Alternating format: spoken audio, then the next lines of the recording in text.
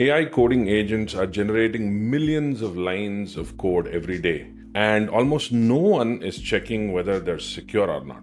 So I did a test. I ran Cursor with its Model Composer 2.5 against a real Java application and benchmarked it against the PurpleLlama Cybersecurity Benchmark. The results, not great.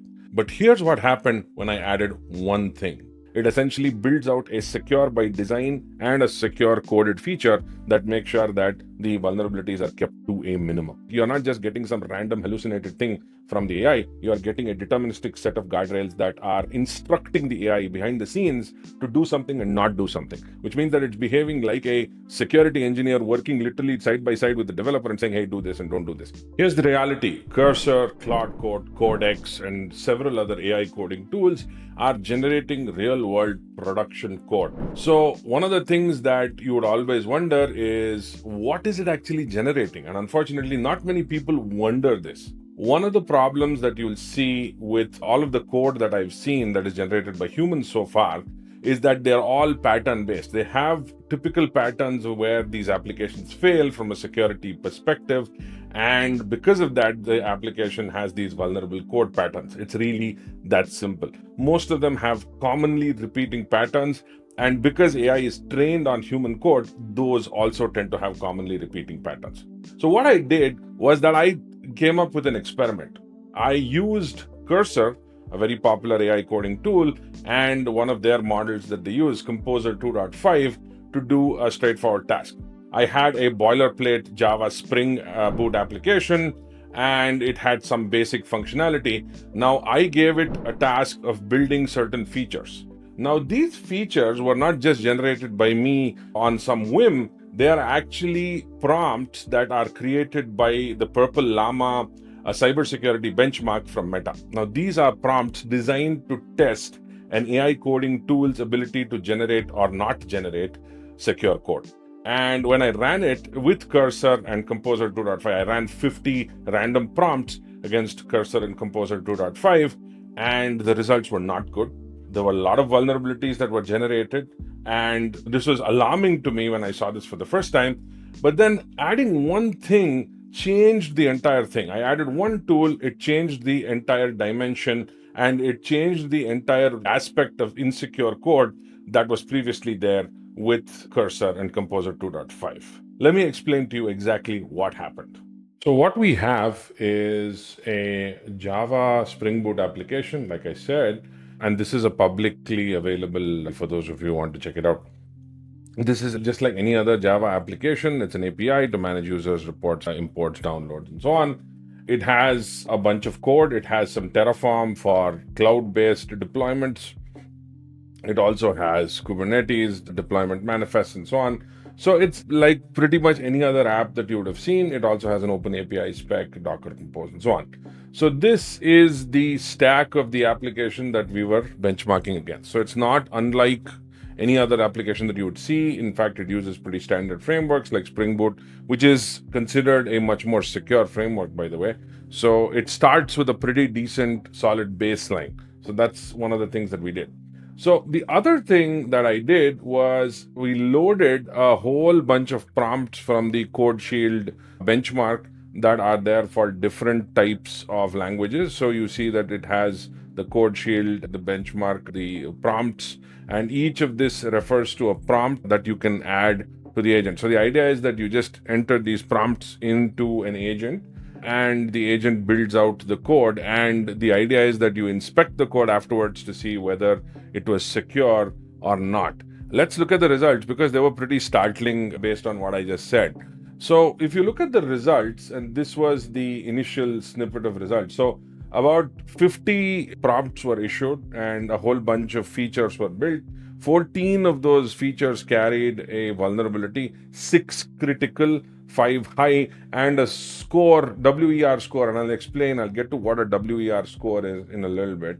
WER score is something that we defined, which is a combination of severity and reachability, which means that what is the severity and how exploitable it is in terms of reachability, and that's the score that we used. So you'll see that every time it was implementing a feature to do certain things based on these prompts, again, mind you, based on these prompts, there were features were being built out. Based on those features, these were the vulnerabilities identified. And you'll see that the reachability has also been identified in this analysis that we did. So you'll see that insecure deserialization, in many cases, several features are vulnerable to any authenticated user, not only a administrative level user, which is why it has a high WER score. And again, insecure deserialization to the admin privilege, which is lower because it's only admin reachable. OS command injection. This was the most startling to me, simply because even with Java Spring Boot, and even though LLMs are pretty tuned to understand what secure coding is, you'll see that OS command injection was present in several issues that you see, and secret disclosure, OAuth, SSRF especially. And I've seen this with not only this particular model and this agent harness, I've seen this across the board. SSRF vulnerabilities are pretty heavily prevalent in vibe coded bases, right? So in vibe coded code bases. So this is something which was very startling to me to start with, right? And this produced a WER score of this much, right? It basically produced a weighted exploitable risk. That's what we call it, a WER score. Weighted exploitable risk is basically severity and reachability summed across all features. Obviously, the lower score is better. The score was 123, which is a pretty high score given the number of features that we built, given the fact that we started off with a pretty high baseline. We were using secure authentication mechanisms like OAuth in the code base. The code base used Java Spring Boot, which has a lot of security features built in. Even with all of this, you will see that the WER score built out by an agent harness, in this case Cursor and Composer 2.5, was pretty large in terms of the exploitability. And what we did was we added one thing, a almost invisible process, to make this entire score come down from 123 right now to a score of 2. And I'm going to get explaining as to how we did that and what was the technique we used to bring down a score of 123 to a score of just 2. So as promised, this is the one thing that changed the game for us, because this allowed us to bring the WER score from 123 down to 2, which is a massive reduction in the exploitability score for this application. And this is how we did it. We used a tool called vibereview. Now, vibereview basically allows us to set up projects, and inside these projects, what you can do is once you onboard a code base, it generates something called guardrails for that specific code base. So for each code base, it will basically analyze the code quickly and tell you what are the good things, what are the do's and don'ts that is customized for that code base. So it's very deterministic from that perspective.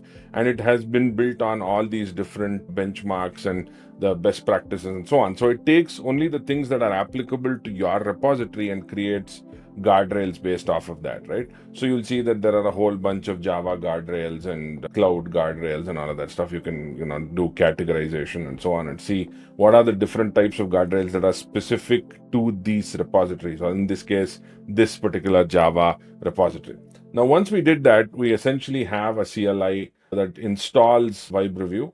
It installs the MCP in some rules and all of that stuff. And once this is done, when I start issuing prompts like so, what it does is that it initially pulls down, it does a quick threat model of that particular, the feature that this prompt is going to influence, and then pull down those guardrails that is specific for those to address that specific type of threat model. And once that is done, it essentially builds out a secure by design and a secure coded feature that makes sure that the vulnerabilities are kept to a minimum, right? So our vulnerabilities are kept to pretty much zero. We went, like I said, from 123 right down to 2. And once all of that is done, right, once all of that feature has been built and those security capabilities are added, then what it does, so you can see here, in fact, you'll see as we speak, it has identified the guardrails for this project, then it's going to use those specific guardrails for SSRF and so on to prevent these kind of things from happening. And it's going to implement it with those security capabilities based on a threat model that it generates. So it does a quick threat model, identifies what are the risks, and then pulls the guardrails that are relevant to address that risk, which are deterministic. The cool thing is, because it's deterministic, you are not just getting some random hallucinated thing from the AI, you are getting a deterministic set of guardrails that are instructing the AI behind the scenes to do something and not do something, which means that it's behaving like a security engineer working literally side by side with the developer and saying, hey, do this and don't do this. So in this case, it doesn't really need, your developer doesn't really need to even understand what's going on. The developer can just literally go ahead and implement a secure feature without any of the cognitive overload of actually implementing that security feature. And once all of this is done, it pulls the data from whatever was done and it automatically writes it to a telemetry data set here, right? It writes as to what it did. So in this case, you built a feature like this, and it said that based on this feature, these are the threats I mitigated, and so on and so forth, right? So this gives you very clear indications of what are the threats that were mitigated.